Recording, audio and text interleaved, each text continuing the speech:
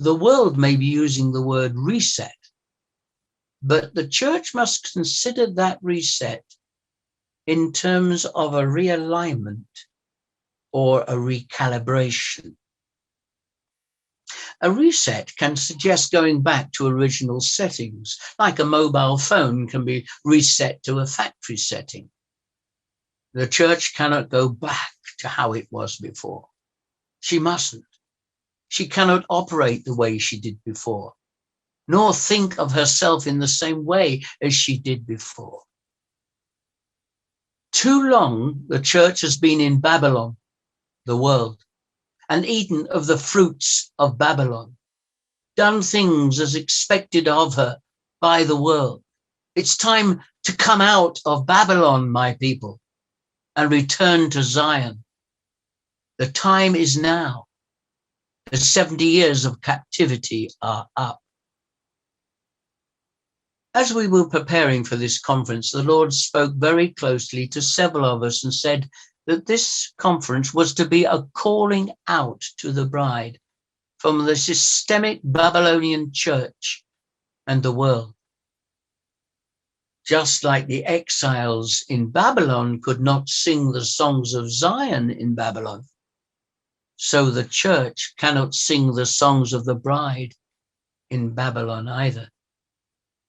This pandemic and the divine sealer that it has provided represents for us in the church both a serious warning and a righteous judgment, but it also offers an invitation to journey towards something far better. However, to go somewhere, you have first to leave the place that you are in. The earlier exodus from Egypt in the days of Moses was undertaken by all the people, whereas the exodus from Babylon was voluntary and not everyone left. It was a matter of choice. It was a matter of choice, not of compulsion.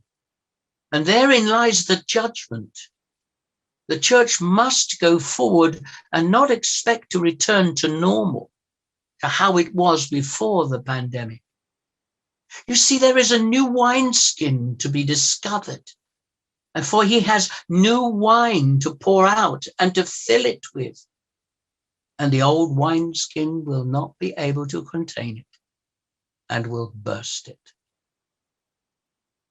God wants to take us somewhere new, into a fresh understanding of our end-time identity as the bride, and into a deeper, more intimate relationship with him. Many will hear what the Spirit is saying, but not understand. But the bride will. She will hear and will respond, but it will be a remnant. It will be a Gideon's army, and there will be a pruning and a separation taking place within his body, like the separation between the 5 foolish virgins and the 5 wise.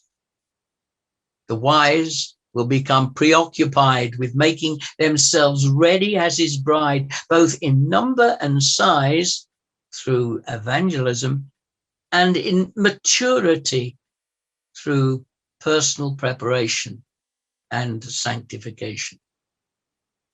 The days ahead will become increasingly days of challenge, and many will fall away.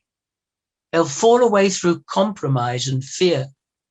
Those who accept a compromise will partner with the world and stay behind in Babylon.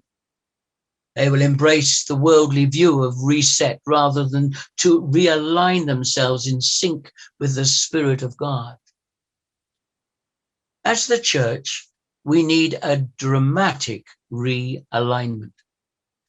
Like a clock or watch whose timing and calibration is out of sync with the correct time, there must take place both personally and corporately a realignment, a recalibration. As the church here on earth, we must synchronize with the clock of heaven. and with the times and seasons of God's eternal purpose.